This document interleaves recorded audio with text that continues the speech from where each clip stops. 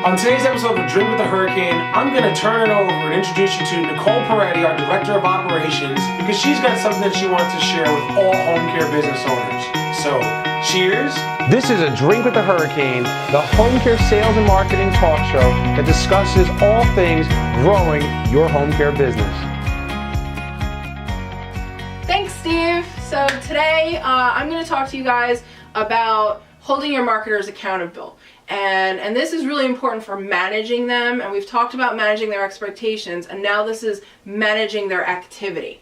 So, obviously I'm a coach with the company. I've told you guys about that before, and I hear from our clients, I hear from the other coaches, and from just people calling into the office and asking for help with their businesses.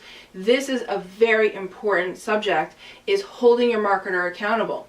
Now, when you think about it, if you have a full-time marketer, you probably don't see them all that often because they're out in the field marketing, and that's how it should be.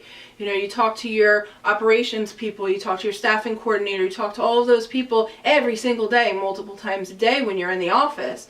But your marketer's kind of out on an island doing their own thing. So it's important and essential, really, for you as the owner to have that daily touch with your marketer so you're aware of what they're doing and if they need help with anything. They're the front lines. They're focusing on growing your business, so you want to make sure you're giving them the support that they need. The other thing is to manage their activity levels, not necessarily their results. This is especially important with a brand new marketing rep that you bring in. But even with an existing marketer who knows what they're doing and maybe they're breaking into a new account or there's been a territory acquisition or something like that, this is a very important thing, is they don't have a lot of control over the results that they're getting, the number of referrals, the types of referrals. Although with some tweaking they can work on those things. What they can control is how many face-to-face visits they're having in a day, in a week, in a month. Are they going to networking events, community events? Are they participating in activities at the various facilities in the territory? Those are things that they control. Are they having meetings with potential power partners? So they're setting up meetings, they're following through, and they're going over the, what can we do together, and planning for activities in the future. So it's important for you to focus on their activity level. As long as their activity level is in the right place and they're doing the right things with qualified accounts, then the results will come. So I find it's important to focus on that action and activity level. So one thing that I talked about is talking to them daily. So we call this PDI, personal daily interaction. And this could be a 5 to 10 minute phone call at the end of the day where you guys just touch base.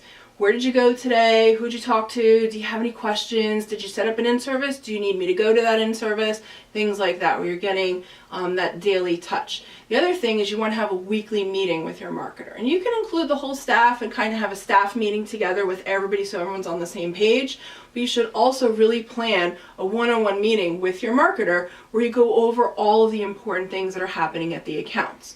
And some of this could be you have a patient who recently had a fall and they're in a facility and they're recovering and you need to go visit them, and so now the marketer is giving you information about that.